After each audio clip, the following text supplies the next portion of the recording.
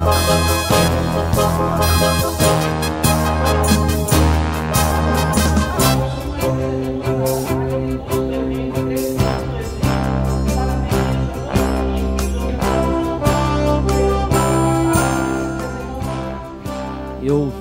tive a oportunidade de ver, um pouco antes da palestra, uma cena bastante bonita, muito emocionante para mim, que foi a gincana cultural que vocês promovem aqui. E eu fiquei, enquanto estava conversando, aliás, falei com a minha mulher, a Carmen, eu falei, olha só o desafio que está sendo enfrentado aqui de educar, promover, oferecer oportunidades para 192 milhões de brasileiros, que hoje é o grande desafio que nós enfrentamos. E tudo começa pela educação e pela leitura. Uma sociedade que não estuda, que não se educa, que não lê, ela não vai muito longe.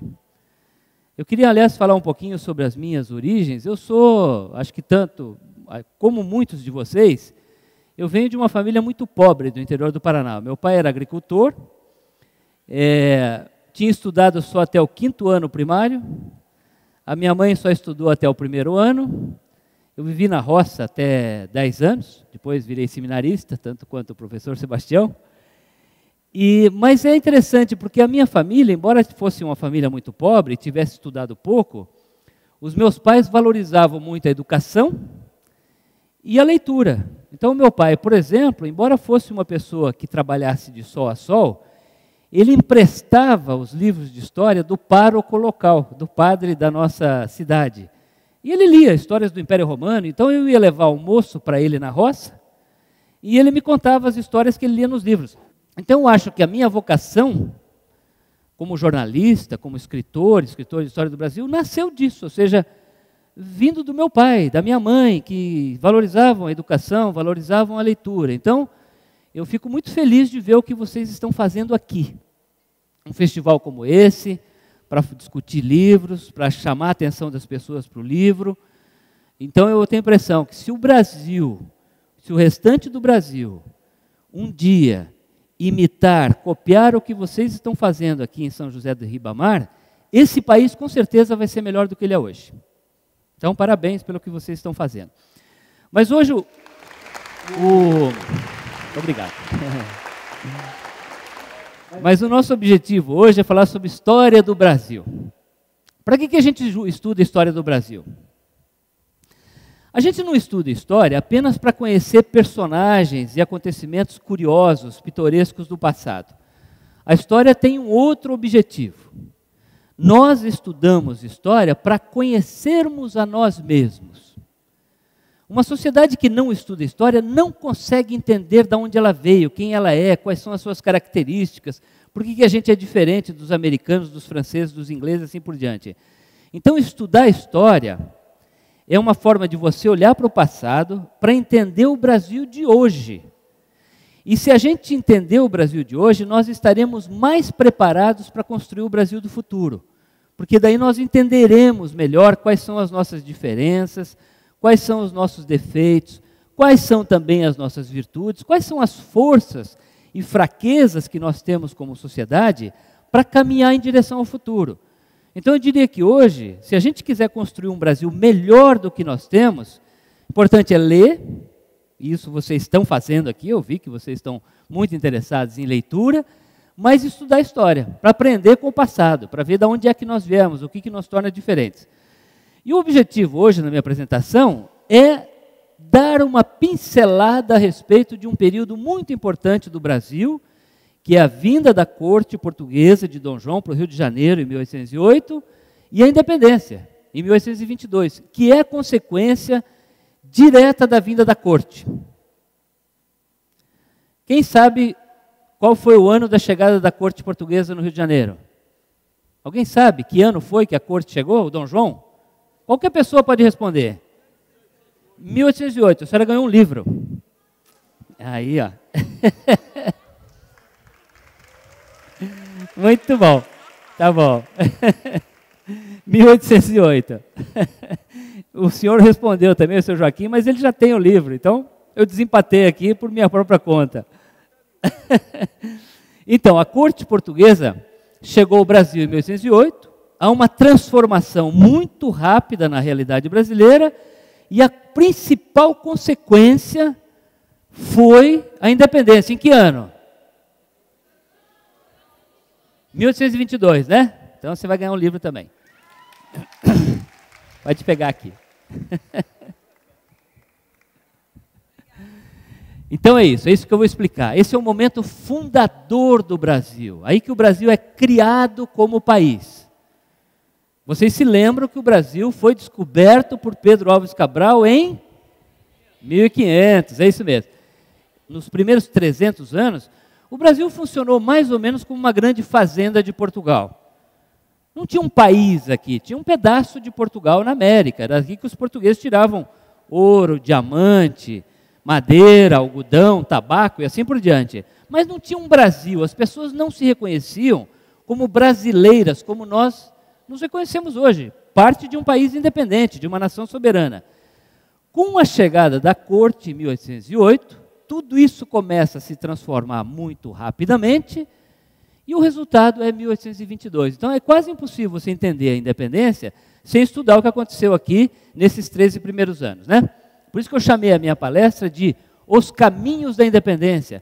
Quais são os caminhos que o Brasil pega para se tornar independente em 1822? No meu livro eu cito uma frase famosa, né, que diz assim: as pessoas fazem a história, mas elas nem sempre dão conta do que estão fazendo. Eu uso essa frase para explicar o seguinte, gente: a história é uma construção coletiva. Não é só o presidente da República, não é só o general, não é só o imperador, não é só o rei que faz a história. Qualquer pessoa viva num determinado momento está fazendo história do Brasil, história do mundo. Vocês que estão aqui hoje, relativamente jovens, que idade você tem? 10 anos. Então, 10 anos.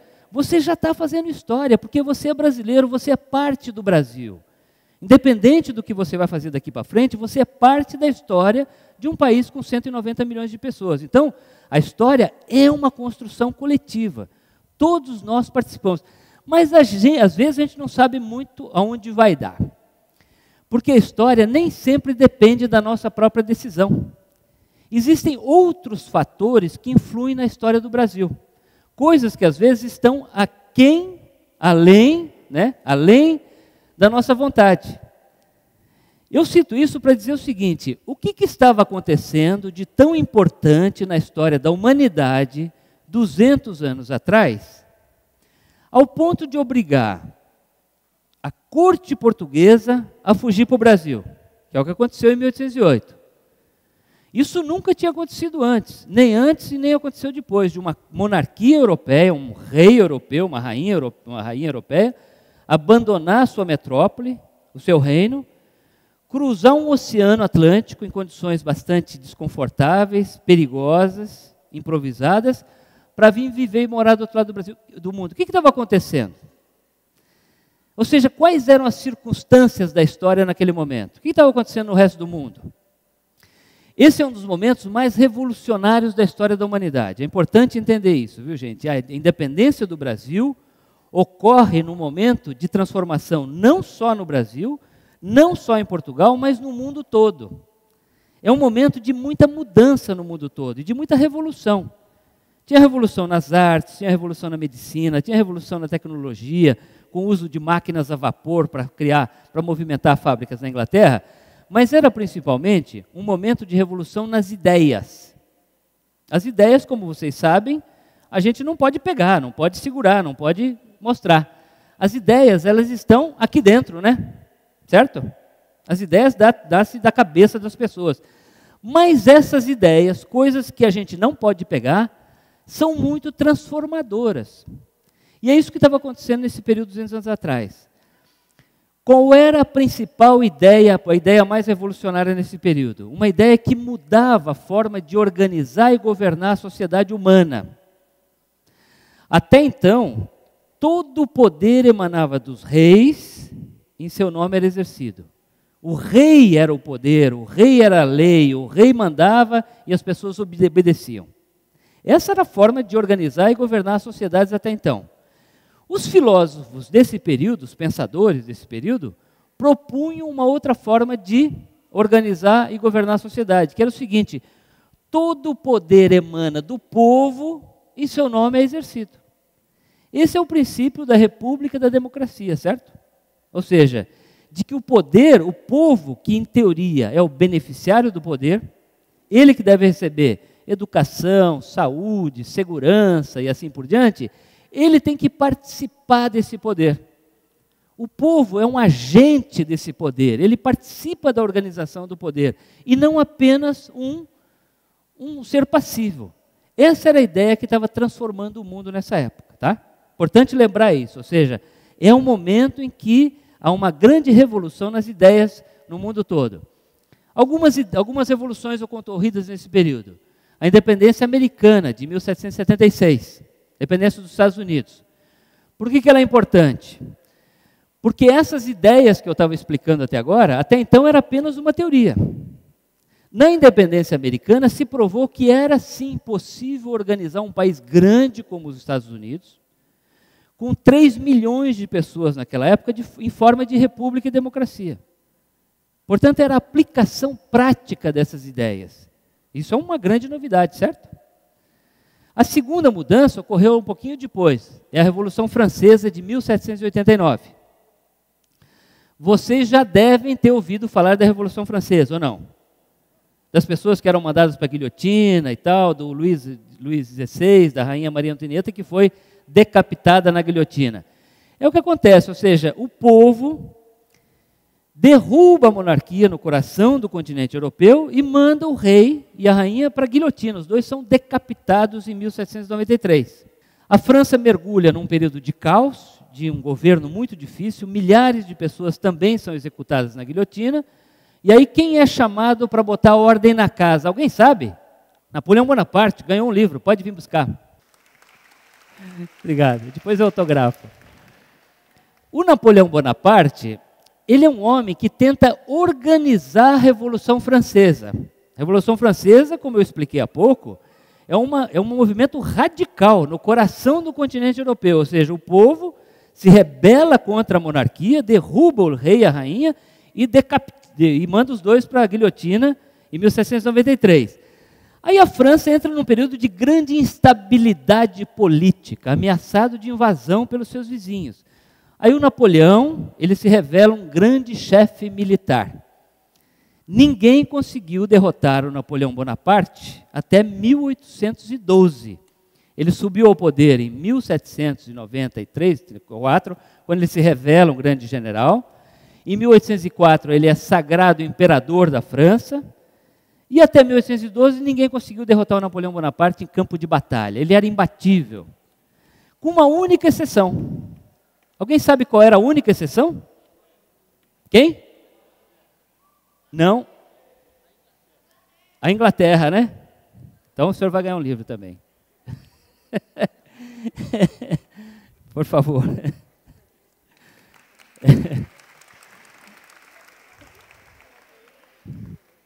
A Inglaterra, mas é uma Inglaterra que precisa ser explicada.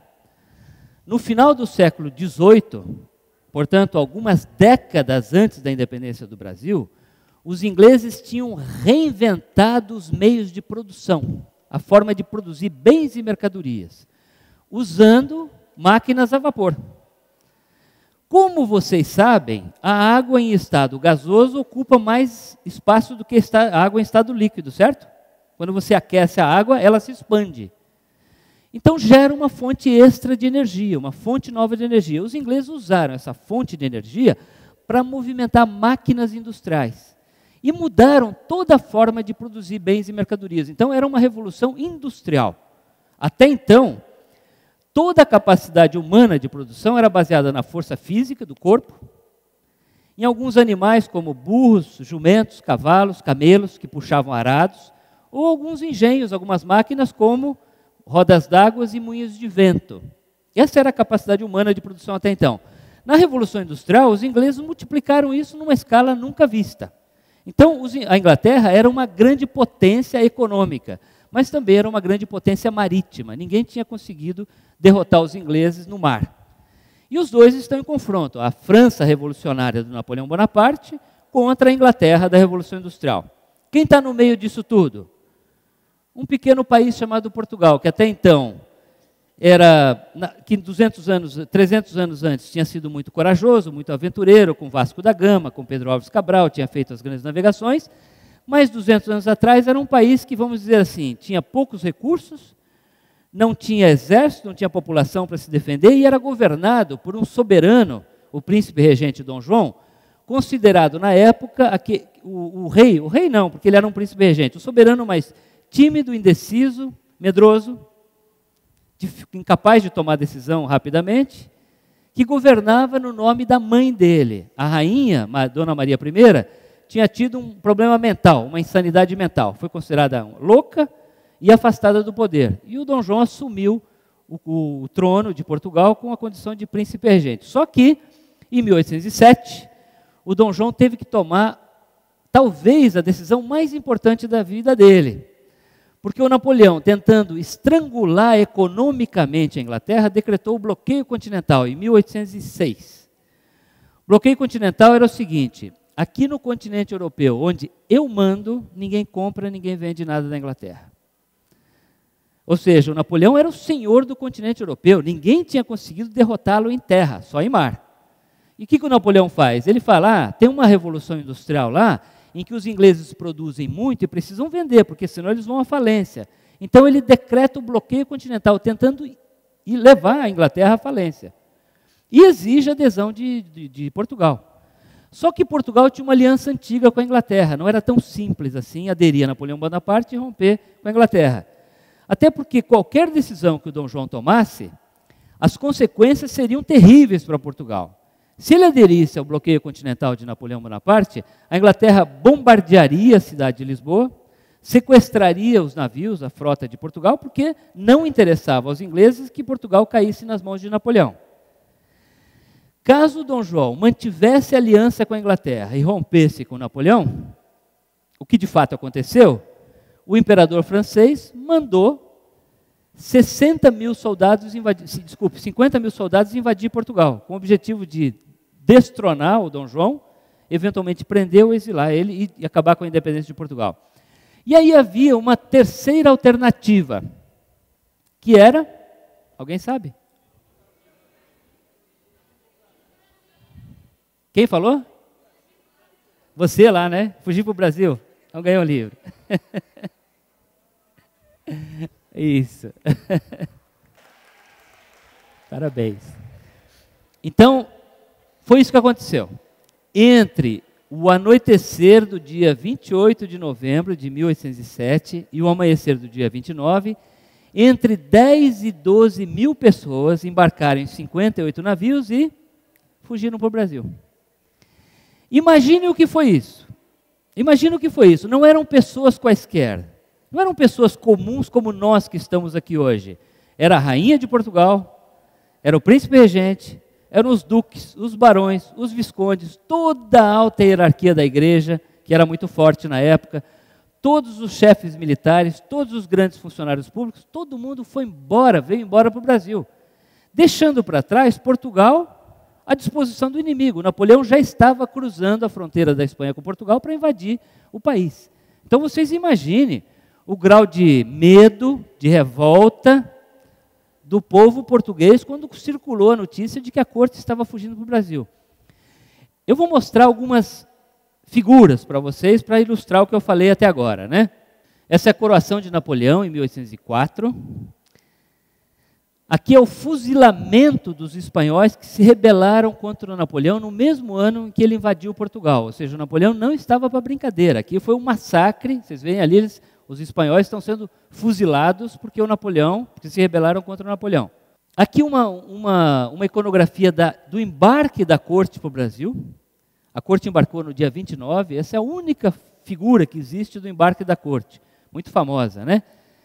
E aqui uma alegoria da chegada da corte. Deixa eu explicar o que é alegoria, tá? Que essa é uma expressão difícil, né?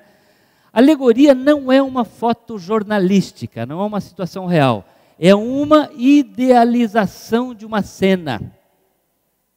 Tá? É uma coisa que vem do romantismo. É uma cena que se idealiza, que se celebra. Então é de fato o que a gente vê aqui. Vocês observem que é uma corte que chega da Europa, impecavelmente vestida, limpinha, um raio de sol que se projeta sobre o príncipe regente, e ali a América que recebe essa corte de braços estendidos. Ou seja, uma alegoria, uma celebração da chegada da corte. Na verdade, essa viagem foi muito mais desconfortável do que aparece aqui. A corte levou 100 dias para cruzar o Oceano Atlântico, de Lisboa até Salvador. Naquela época, não tinha freezer, não tinha geladeira, não tinha ar-condicionado, obviamente. Então, os alimentos frescos se estragavam muito rapidamente. E as pessoas comiam carne de bacalhau ou de porco salgado, lentilhas, alguns grãos, que também se estragavam muito rapidamente. A água apodrecia depois de 2 semanas de viagem. Então, tomava-se um vinho avinagrado, porque o álcool ajudava a preservar as propriedades hidratantes da água, mas só isso. Não tinha banheiro, então para fazer as suas necessidades, eles usavam as cloacas, que eram buracos na murada do navio, lá em cima, de onde os dejetos caíam no mar. Imagina fazer isso com ondas de 5, 6 metros de altura, tinha que ter muito equilíbrio, né? Essa convivência forçada entre pessoas que não tomavam banho, eles passaram 2 meses sem tomar banho, porque não tinha água suficiente para tomar banho, com alimentos que se estragavam muito rapidamente, gerava muitas pragas a bordo. Então tinha muito rato, tinha muita barata, tinha muito piolho no navio. Um caso famoso é que no navio da Carlota Joaquina, a mulher do príncipe regente Dom João, houve uma epidemia, um ataque de piolho tão grande que tiveram que cortar careca o cabelo das mulheres e jogar o cabelo e as perucas ao mar. E untar a cabeça, e tratar essas cabeças carecas com um pó à base de enxofre e banha de porco.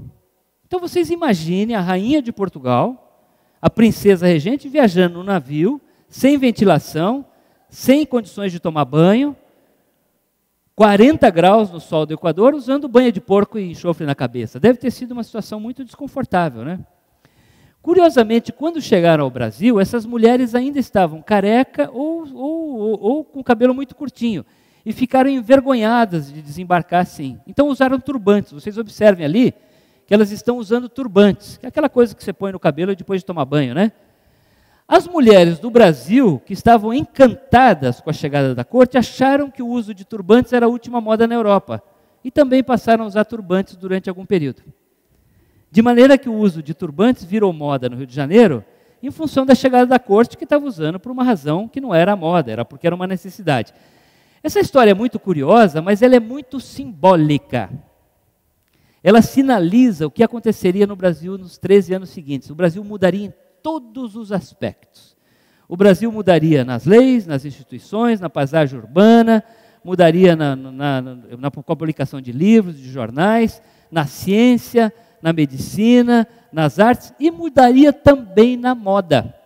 Entre outras coisas, o que mudou. Então é muito curioso que essa história pitoresca que eu contei sinalize uma mudança na moda, porque é de fato isso que aconteceu. O Brasil mudou muito nos 13 anos seguintes, em função da chegada da corte. Mas antes de falar das mudanças, eu quero falar sobre o que era esse Brasil 200 anos atrás, né? Que lugar era esse que a corte encontrou ao chegar a Salvador no dia 22 de janeiro de 1808? Aí o Dom João ficou 5 semanas na Bahia e depois foi para o Rio de Janeiro, onde ele chegou no dia 8 de março de 1808. Que lugar era esse? Algumas coisas importantes. Primeiro, a bem-sucedida ocupação territorial da América Portuguesa. Nos 300 anos anteriores, os portugueses haviam conseguido a façanha de atropelar o Tratado de Tordesilhas. Vocês já ouviram falar do Tratado de Tordesilhas? O Tratado de Tordesilhas era uma linha imaginária, definida pelo Papa na época do descobrimento, que dividia o Brasil mais ou menos ao meio. Começava em Belém do Pará e ia até Santa Catarina. A parte litorânea, leste, ficava com os portugueses e o oeste ficaria com os espanhóis. Então, toda a Amazônia, por exemplo, pertenceria aos espanhóis.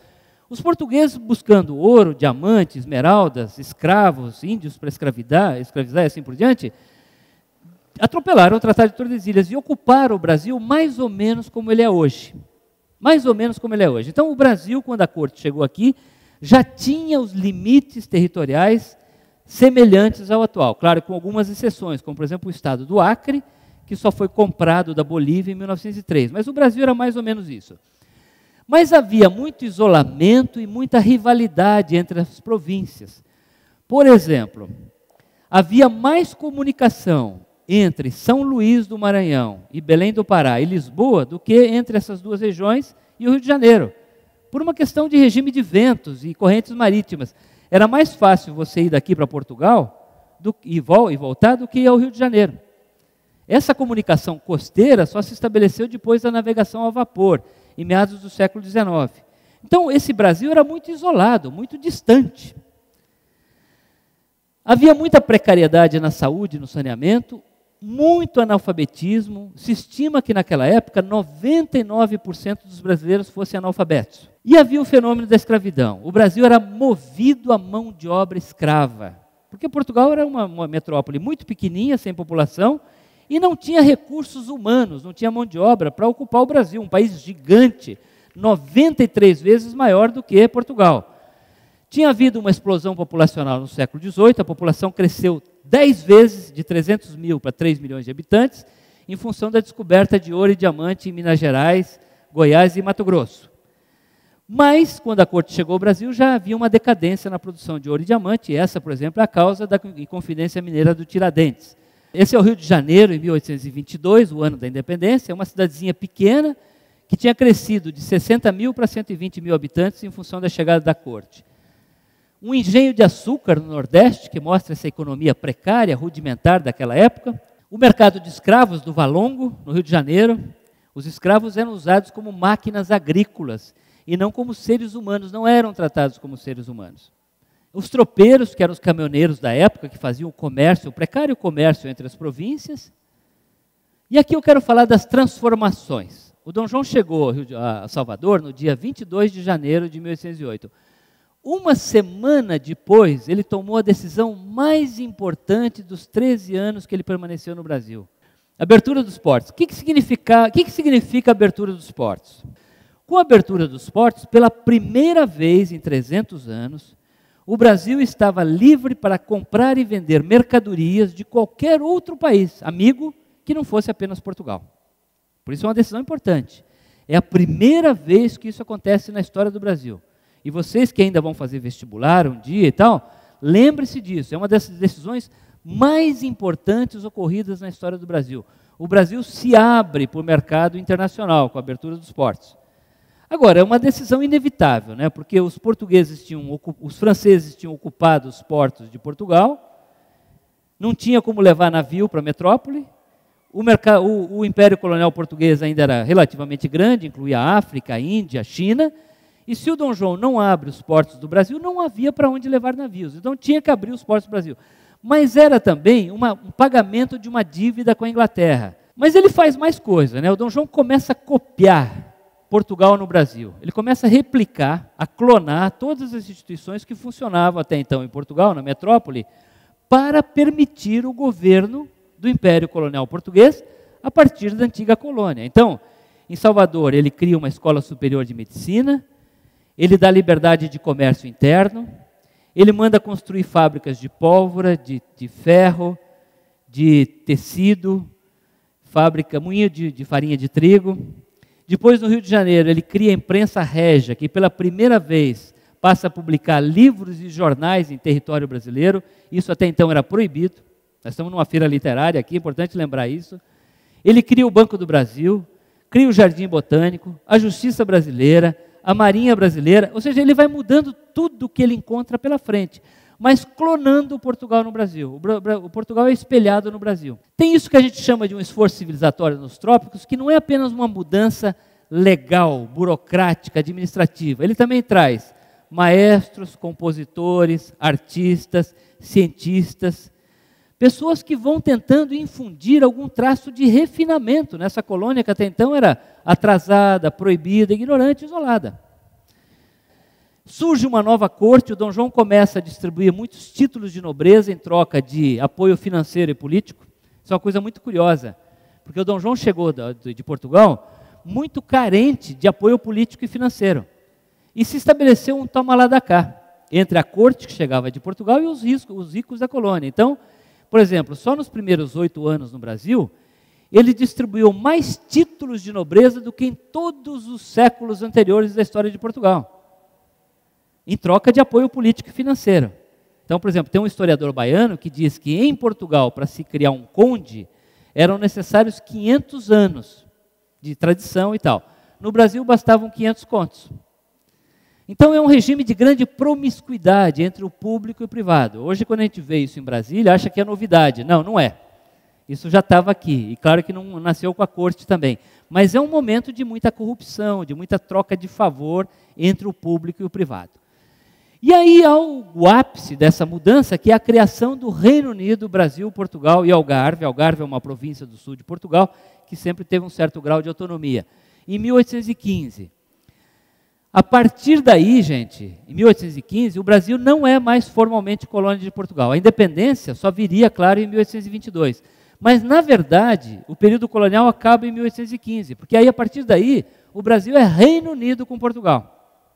Então é isso, só quero mostrar mais algumas coisas. Aqui o Dom João. O Dom João comia 2 franguinhos por dia passados na manteiga. Ele tinha um apetite muito voraz. Mas ele era muito medroso, ele tinha medo de caranguejos, de siris, tinha medo de trovão. Toda vez que começava a trovoada no Rio de Janeiro, ele se escondia no quarto dele e esperava a tempestade passar. Tem depoimentos de viajantes que falam sobre isso. Aí nós temos aqui o Dom João conduzindo a própria carruagem aos redores do Rio de Janeiro. E aqui a volta da corte a Lisboa, em 1821. Por que o Dom João volta? Porque Portugal sofreu muito nesses 13 anos. Foi invadido 3 vezes pelas tropas de Napoleão. 1/4, 25% da população morreu de fome, guerra ou fugiu do país. Se empobreceu porque todos os privilégios do monopólio do comércio colonial, que até então estava com Portugal, se transferiram para o Brasil e virou um protetorado da Inglaterra. Foi a Inglaterra que governou Portugal nesse período. Então, a situação era tão terrível que em 1820 houve uma revolução, uma rebelião em Portugal, chamada Revolução Liberal do Porto. Aí são convocadas as cortes constituintes, uma espécie de parlamento da monarquia, que exige a volta de Dom João para Portugal. E Dom João volta. Eles dizem que ele não queria ir embora. Existe uma lenda de que ele embarcou chorando no dia, em abril de 1821, mas ele foi embora. Agora, antes de partir, esse rei, inseguro, medroso, tal, ele sabia o que ele tinha feito. Ele sabia que ele tinha preparado o caminho para a independência do Brasil.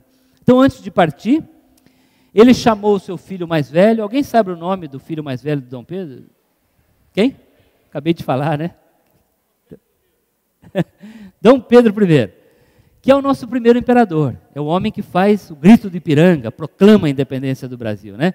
Antes de partir, ele chama o Dom Pedro e faz essa frase famosa. Ele diz assim: Pedro, se o Brasil se separar, antes que seja para ti que me has de respeitar do que para qualquer um desses aventureiros. O que o Dom João está falando aqui? 3 coisas, basicamente. Está dizendo assim, olha, a independência vem aí. Depois de tudo que nós fizemos aqui nesses 13 anos de transformação, não dá mais para deixar o Brasil como colônia de Portugal. O Brasil vai se tornar independente. Segunda mensagem, controla você o processo. Conduza você o processo de independência do Brasil. Não deixe que esses aventureiros, quem seriam os aventureiros? Os republicanos que estavam fazendo a independência da América Espanhola e que tiravam os reis da frente. Na República, como eu citei no começo da minha palestra, em que todo o poder emana do povo e em seu nome é exercido, não tem rei. Não tem rei numa república, numa democracia. Então, o Dom João diz o seguinte, olha, a independência vem aí, controla o processo, faz você a independência do Brasil para impedir que o Brasil se torne uma república. Basicamente é isso. O Brasil tem que continuar sendo uma monarquia. E é de fato o que acontece, ou seja, no ano seguinte, 1 ano depois da partida da corte, em 1822, a proclamação da independência do Brasil. São 3 figuras que eu quero mostrar aqui. Esse é o dia do fico, dia 9 de janeiro de 1822, em que o Dom João desobedece às ordens das cortes de Portugal e decide permanecer no Brasil. Aí o famoso grito do Ipiranga, né? Vocês já viram esse quadro ou não? Quadro do Pedro Américo, está no Museu Paulista do Ipiranga, em São Paulo.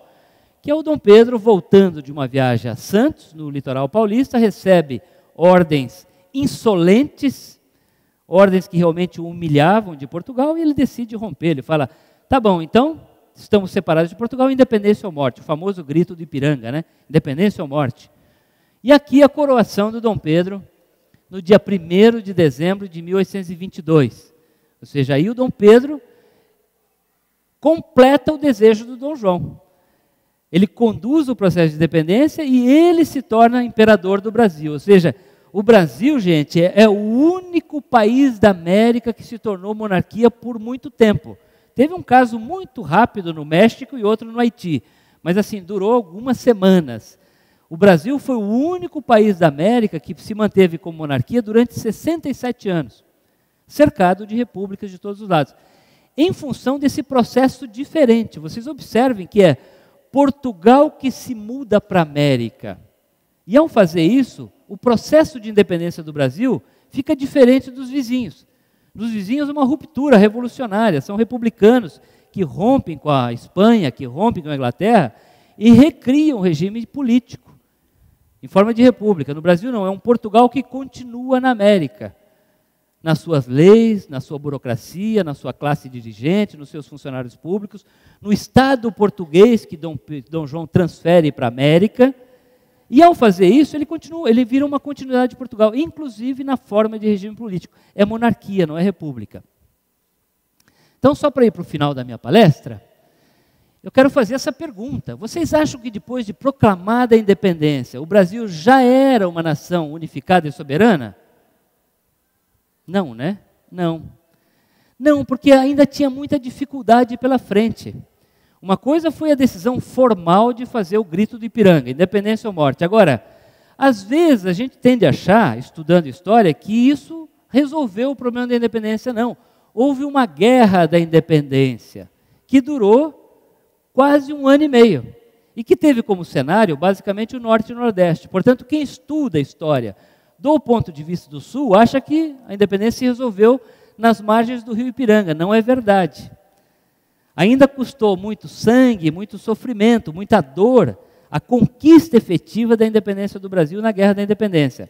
Aí surge o projeto desse homem. Por que o José Bonifácio de Andrade Silva era um grande homem? Ele tinha morado mais de 3 décadas na Europa, foi professor na Universidade de Coimbra, era um grande mineralogista, que é quem estuda pedras e minerais, né?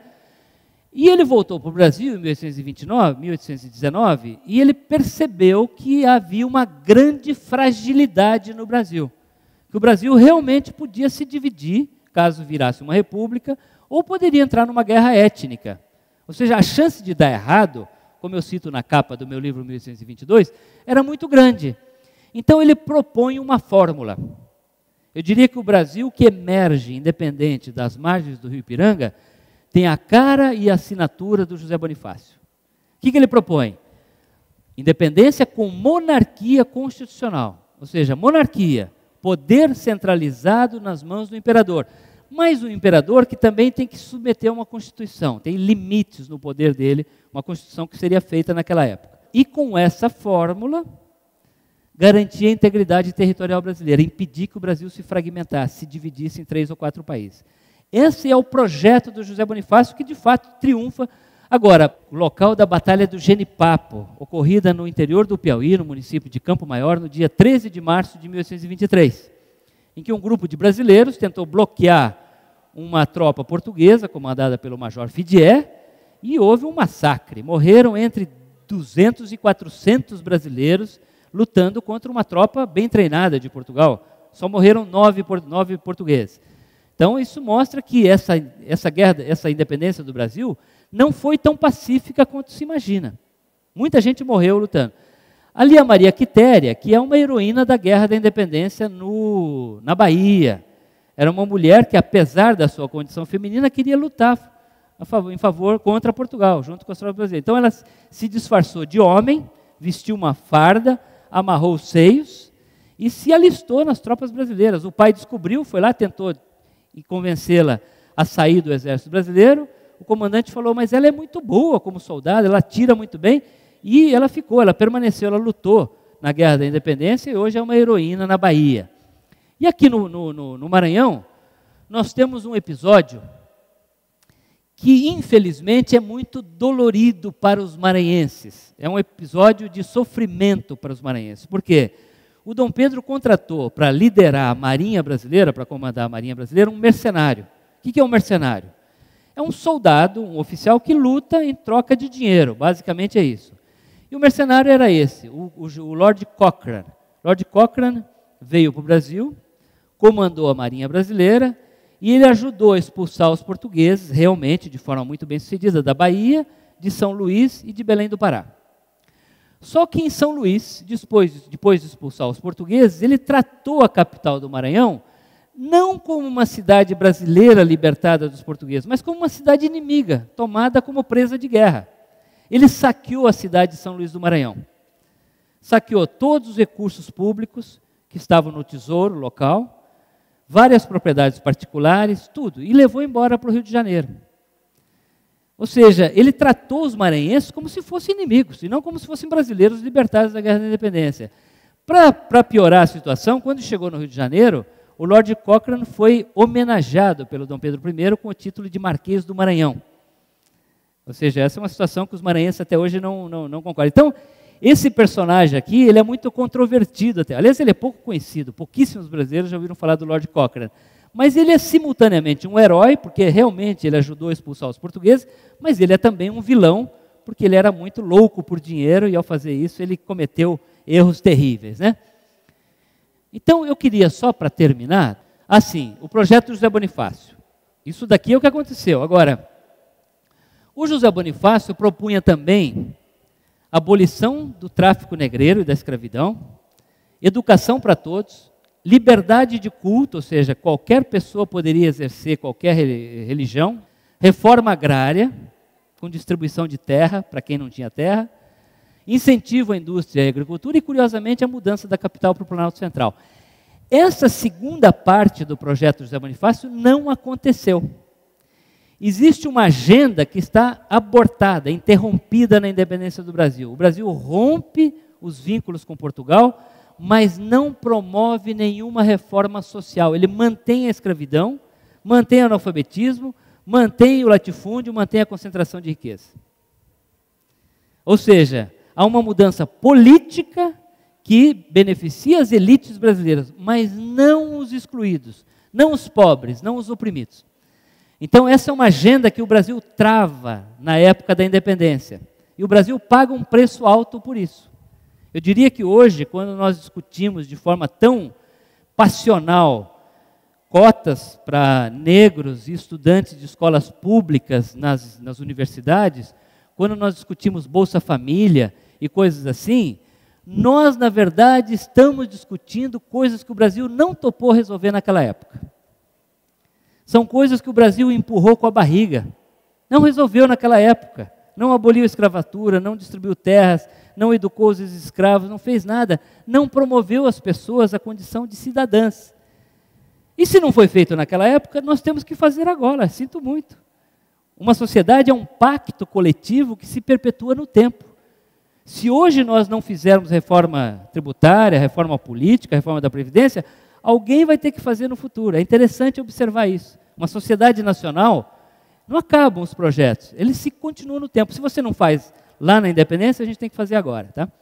As consequências do que eu falei até agora, ou seja, desse processo de independência. Primeiro, uma independência do Brasil sob controle, certo? Foi isso que eu falei, né? Dependência de Portugal, mas quem controla é a monarquia portuguesa. Manteve-se a integridade nacional, o Brasil não se separou, o Brasil se manteve como um país unido, integrado de dimensões continentais, e vem daí a nossa noção de identidade nacional. Que bicho é esse? Identidade nacional é o que nós somos hoje, ou seja, 190 milhões de brasileiros que se reconhecem como brasileiros, porque se o Brasil tivesse se separado na época da independência, a noção de identidade nacional seria diferente. Nós seríamos paranaenses, cearenses, baianos, pernambucanos, mas não seríamos brasileiros como nós somos hoje. Agora, existe um preço que a gente paga por isso, né? Uma construção nacional sempre de cima para baixo. O povo nunca foi chamado a participar dessa construção. Até porque esse povo era analfabeto, era pobre, era excluído. Então, uma construção de cima para baixo o tempo todo, por um rei, por um imperador, por um general, por um caudilho, mas é assim. Primeiro ordem, depois progresso, essa é uma coisa muito forte no Segundo Império, ou seja, a ideia de que sem ordem não é possível haver progresso. o adiamento dos sonhos republicanos de participação de todos no processo do poder, de democracia, essa sensação de estranheza entre sociedade e Estado que a gente vê hoje, nós não nos reconhecemos do que está em Brasília, o Brasil sonhado é melhor do que o Brasil real, e o desafio inacabado de formar cidadania, que eu acho que é o que nós estamos fazendo aqui hoje, ou seja, o Brasil vive uma experiência inédita na sua história, que são 26 anos de construção do futuro pela forma democrática, sem ruptura. Nunca aconteceu isso antes. É a primeira vez em que todas as pessoas são chamadas a participar da construção do futuro pela democracia. Então, só para não encerrar com um tom pessimista, claro, quando você olha para o passado, você fala, puxa, que história difícil que a gente teve. Mas nós estamos vivendo hoje um momento único na nossa história, que é a oportunidade de construir cidadania, pessoas com direitos plenos, pessoas com saúde, com educação, com trabalho, com escola e assim por diante. Então vamos aproveitar essa oportunidade, porque como eu disse no começo da minha palestra, a história é uma construção coletiva. E se a gente não construir esse Brasil melhor agora, não adianta adiar isso para o futuro. É isso, muito obrigado.